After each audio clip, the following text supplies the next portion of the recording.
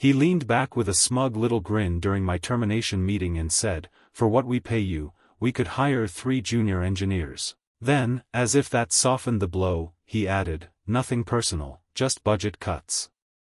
Name's Daniel Cross. I'm 55, and I've spent the last 18 years as lead systems engineer at Zentura Housing.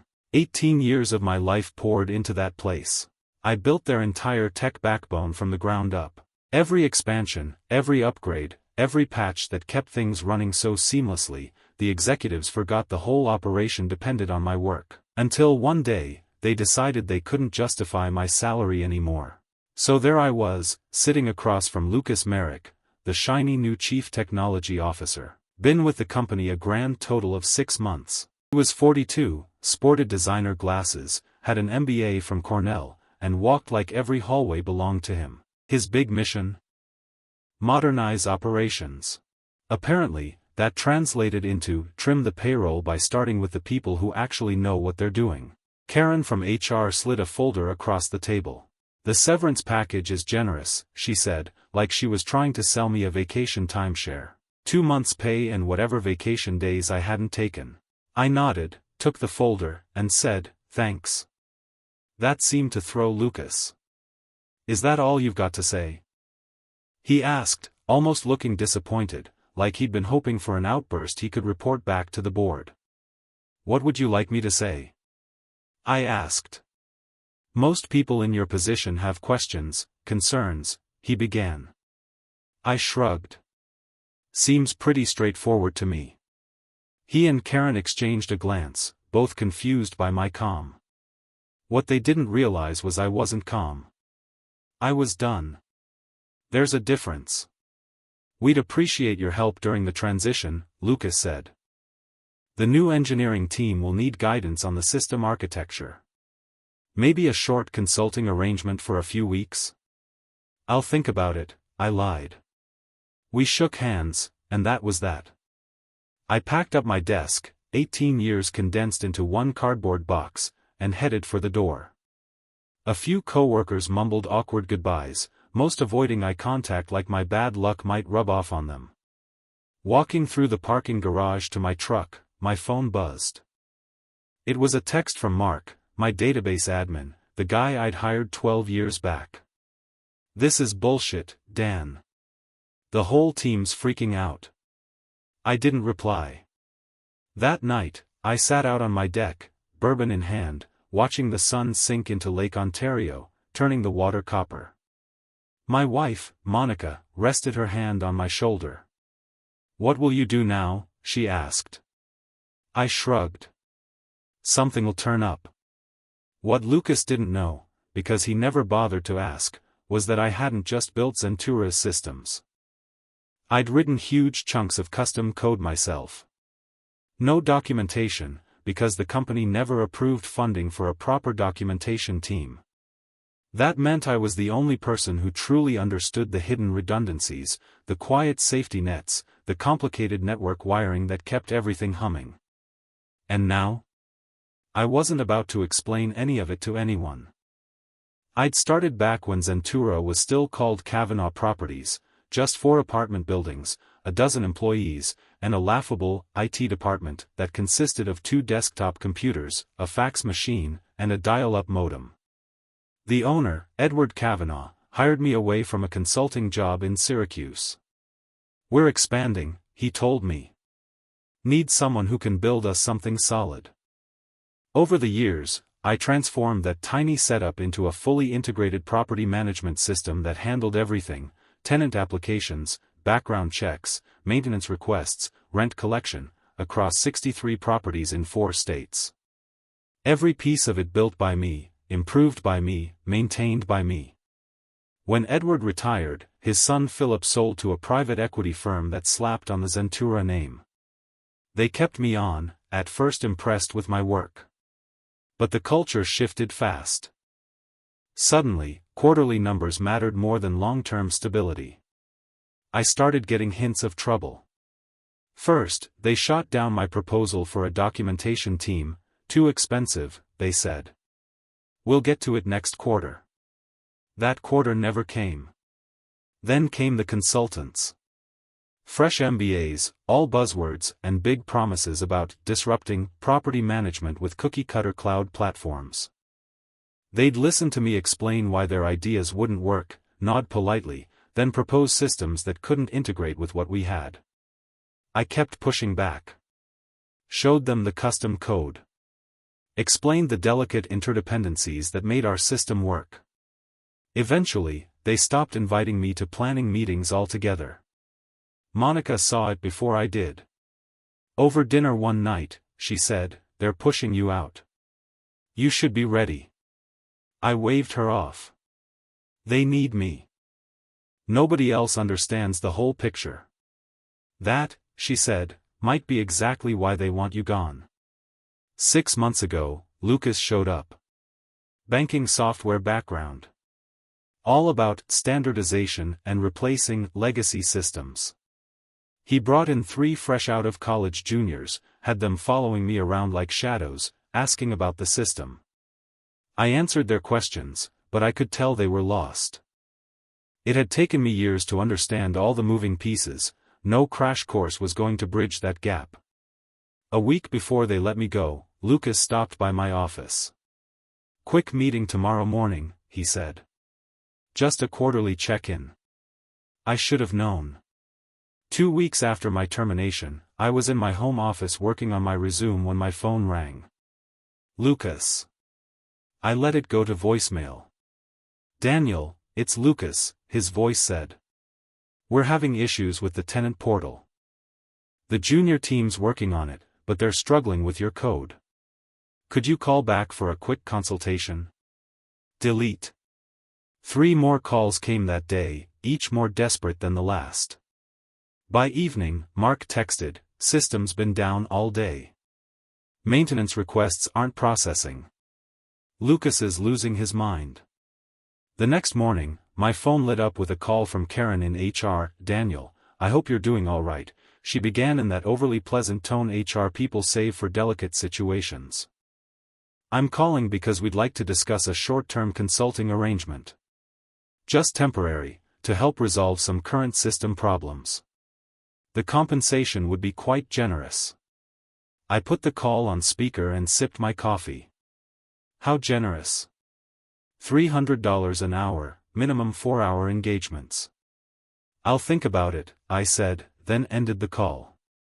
I sat there at the kitchen table, staring out at the lake. Monica set a steaming mug of coffee in front of me. "What's on your mind?" she asked. "I'm thinking," I said slowly, "that they're finally learning exactly what I'm worth." Over the next 3 days, the calls came more often. Lucas. Karen.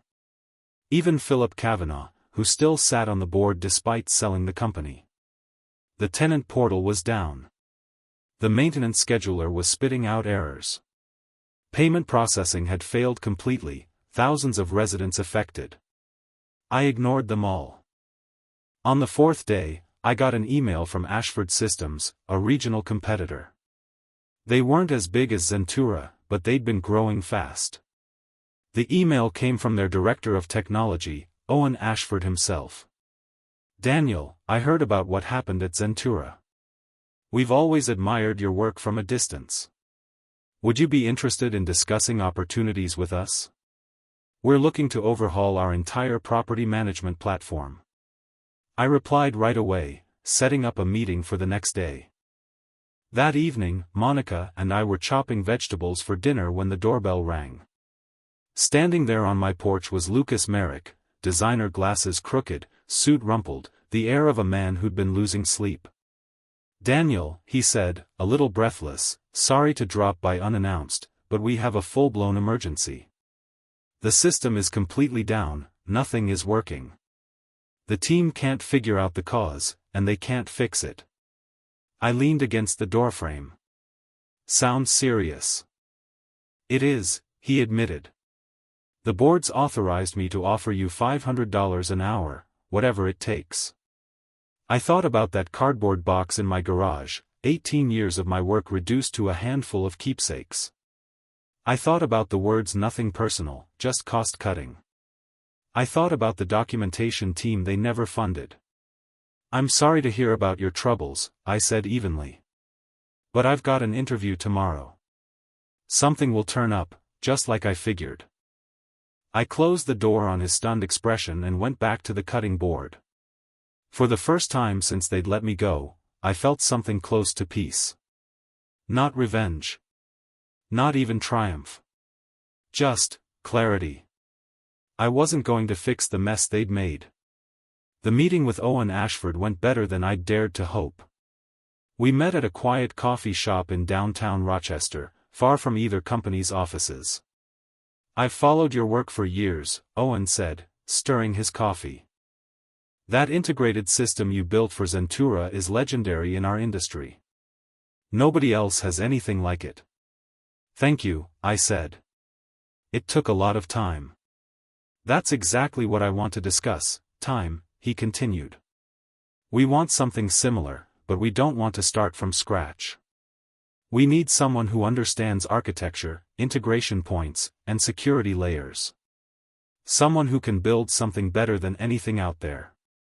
I'm interested, I said without hesitation. He smiled. Good. Because I'm prepared to offer you chief systems architect, full benefits, stock options, and a salary 20% higher than you earned at Zentura. It was almost too good. Why me? I asked. There are younger, cheaper engineers out there. Owen chuckled. You sound like your old bosses. We tried the cheap route, hired 3 bright kids from top schools. They built something sleek that crashes every time more than 100 users log in at once. We don't need cheap. We need reliable. I accepted the offer the next day.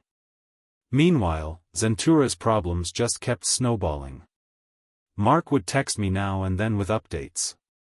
The system was limping along, but key functions were still broken. They'd even brought in a high-priced consulting firm that specialized in legacy system recovery. A week into my new job, my phone rang again. Lucas. Daniel, please, this is serious, he said. We've lost payment records for the last 3 months. Tenants are furious over incorrect charges. The consultants say they can't fix it without your input on the database structure. I almost ignored him, but something made me take the call. Lucas, I'm employed elsewhere now. Exclusive contract. I can't help you. We'll double whatever they're paying you, just 2 days of your time. It's not about the money, I told him. Then what is it? Revenge? Are you enjoying watching us struggle? I paused. No, Lucas. I'm not enjoying it. But you made a business decision. You decided I wasn't worth the cost. Now you're finding out what that decision means. The board wants to bring you back, he said quickly. Full salary, plus a signing bonus. For a moment, I felt a flicker of satisfaction, but it didn't last. Going back wouldn't fix anything. The same people who'd cut me once would be waiting for the next excuse. I appreciate the offer, I said, but I've made a commitment to Ashford Systems. His voice turned cold. You realize we could pursue legal action if we find you intentionally made the systems impossible to maintain. Non-compete clauses. Intellectual property violations. There it was, the threat I'd been expecting. The system is exactly the way it was when you refused my requests for documentation, I said, keeping my tone calm. Every line of code belongs to Zentura, as per my contract. I've taken nothing with me but my experience. If you think otherwise, have your lawyers call mine. I hung up, my hands trembling slightly. Not from fear, but from a surge of anger I hadn't allowed myself to feel until that moment. That accusation, that I'd sabotaged them, was the last insult I was going to take. At Ashford, I was starting fresh. This time, I was doing it right, systems built properly from the ground up, fully documented, with training programs for every engineer on the team and enough redundancies to make sure we'd never face the kind of disasters Zentura was drowning in. I wasn't looking back, and I sure wasn't going to throw them a lifeline. Some lessons, I figured, people had to learn the hard way. A month into my new role, I got an unexpected visitor. Mark, my old database admin, stood in the doorway of my office, laptop bag slung over his shoulder. "Got time for lunch?" he asked. Over sandwiches at a small deli down the street, Mark leaned in and lowered his voice, even though the place was buzzing with lunchtime chatter. "It's worse than you think over there," he said. "They've lost historical data going back 3 years. Backups are corrupted.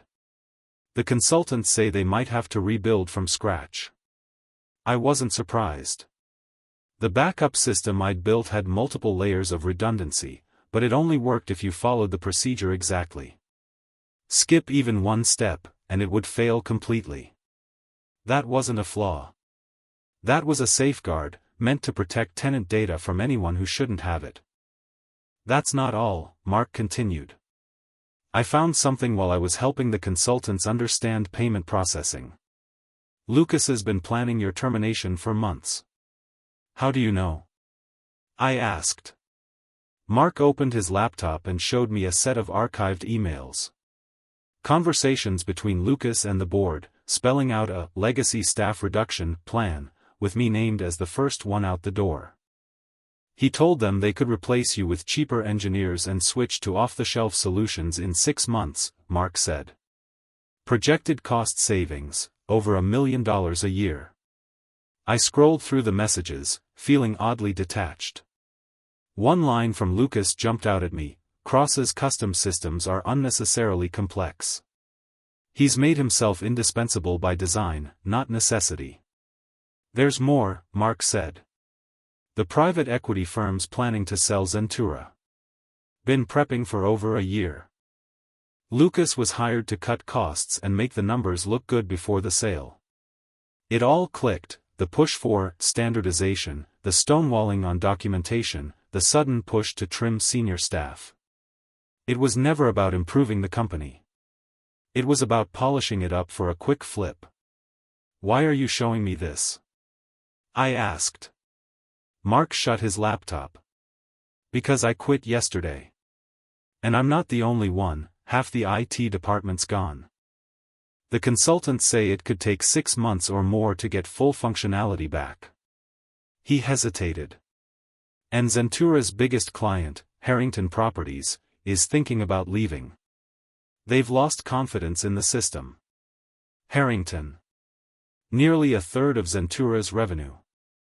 If they walked, the sale would be in shambles. "What are you going to do?" I asked. Mark grinned. "I was hoping Ashford might need a database guy." That afternoon, I pitched the idea to Lawrence. He didn't even blink before saying yes. We were building the kind of team that knew how to make systems that actually lasted. That evening, my phone rang again. Lucas. This time his voice was stripped of arrogance. "Daniel, please. Harrington's threatening to terminate their contract. The board's questioning my decisions. We need your help." "I'm sorry, Lucas. I can't help you." "Name your price." "Anything." "It's not about price. It's about respect. Respect for the experience, and for the work it takes to get things right the first time." Silence. "Then, you knew this would happen, didn't you? You knew exactly what would fail and when?" "No," I said. "I just knew what I'd built, and what it took to keep it running. Information I tried to share with you more than once." I ended the call without another word. I didn't feel victory, and I didn't feel guilt, just the certainty that some lessons have to be learned through failure. The opportunity came faster than I expected. 2 months into my time at Ashford, Owen called me into his office. "Just got off the phone with Richard Harrington," he said, meaning the CEO of Harrington Properties. "They're officially cutting ties with Zentura next month. They want to know if we can handle their portfolio." Harrington managed over 10,000 units across the Northeast. Taking them on would more than double Ashford's current footprint. "We're not ready for that scale," I admitted. The new system's only halfway there. What would it take if we had to? Owen asked. I thought it through. 3 more senior engineers, dedicated server infrastructure, and at least 8 weeks of development. It'd still be tight. Richard's desperate. Zentura's hurting his reputation with tenants. He'll give us 12 weeks and cover the cost of the infrastructure. This was it, the kind of chance you build a career around.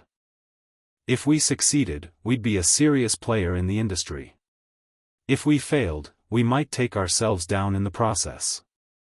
Let me map out an architecture plan, I said. I'll have it on your desk tomorrow. That night I barely slept. I sketched diagrams, mapped migration strategies, and worked through scaling problems in my head. By morning, I had a plan, bold but doable. A hybrid approach that would onboard Harrington's properties in phases, keeping disruption to a minimum. When I presented it, Owen read through every page. This is solid, he said finally. But I see you've built in a full documentation phase. That adds 3 weeks to the schedule. It's non-negotiable, I told Owen without hesitation. That's where Zentura went wrong. We document everything from day one. We train the team on every single component. No single points of failure, ever. Owen gave a slow nod. All right. I'll take your word for it. Let's move forward. The weeks that followed were a blur of late nights and high-pressure deadlines. We brought on 5 more engineers, 2 of them fresh from Zentura's sinking ship, and Mark got to work on a custom migration tool that could translate Zentura's chaotic data structure into the clean framework of our new system. Meanwhile, I designed a modular architecture built to grow with Harrington's expanding portfolio. Halfway through the project, an email landed in my inbox. It was from Philip Kavanaugh, Edward's son, the guy who'd sold the company and stayed on Zentura's board. Daniel, I want to apologize for how things ended. The board was misled about the consequences of letting you go. Lucas is no longer CTO. We're struggling to recover, and Harrington's departure will hit us hard. If you're ever interested in coming back, the door is open. I didn't bother replying. 10 weeks into our 12-week window, we were ready for the first stage. We'd migrate Harrington's smallest region, 2,000 units in western New York. If that went smoothly, the rest would follow. The day before launch, Owen called me into his office. Inside, waiting with a firm handshake, was Richard Harrington himself. So, you're the architect, Richard said. Owen has told me a lot about you. All good things, I hope, I replied. He smiled. He says you've built something that won't crumble every time we expand. Something that'll grow with us. That's the plan. Richard's tone shifted. I hear you used to work for Zentura. I nodded. They're in trouble, he said matter-of-factly. The private equity firm's trying to unload them, but between our departure and their broken systems, nobody's biting. Owen spoke up. Except us. Ashford's considering making an offer, at a fraction of their valuation from 6 months ago. I looked between them, feeling the weight of what that meant. If we move forward, Richard continued, we'll need someone who understands both companies to lead the integration. Someone who can salvage the few things Zentura did right while merging everything into your new architecture. Are you asking if I'd take that on? I asked. Owen nodded. Only if you're comfortable with it, and only if the acquisition happens. I thought about the irony, the system I'd built, the people I'd trained, the company that tossed me aside, all potentially coming back under my leadership. I'd be willing, I said finally. But on one condition, we do it right. Full documentation. Proper training. No shortcuts. Agreed, Owen said. We've learned that lesson. Walking back to my office, I felt no urge to gloat, no itch for revenge. Just a quiet satisfaction that good work, done right, has a way of coming full circle. 6 months later, I stood in the lobby of what used to be Zentura Housing's headquarters. The sign now read, Ashford Integrated Property Management. We'd closed the deal for less than a quarter of Zentura's former value. Owen and I walked the halls, greeting employees who'd survived the shakeup. Some avoided my eyes. Some smiled like they'd been holding their breath for years. A few, the ones who'd worked alongside me for nearly 2 decades, gave me small nods of understanding. Lucas was gone. Most of the executives who'd signed off on my termination were gone. Philip stayed on as a consultant to help with legacy client relationships. When we reached the server room, my old kingdom, I stopped. Through the glass, I could see the same racks of hardware I'd specified years ago, still humming along. Want to go in? Owen asked. I shook my head. No need. We'll be migrating everything soon enough. In the main conference room, the remaining Zentura staff gathered for the announcement. Owen introduced me as the Chief Integration Officer who would oversee the technical transition. Many of you know Daniel, he said. He built the systems that kept this company running for nearly 20 years. Now he'll guide the integration, creating something stronger than either company had before. I kept my remarks short. No lectures. No, I told you so.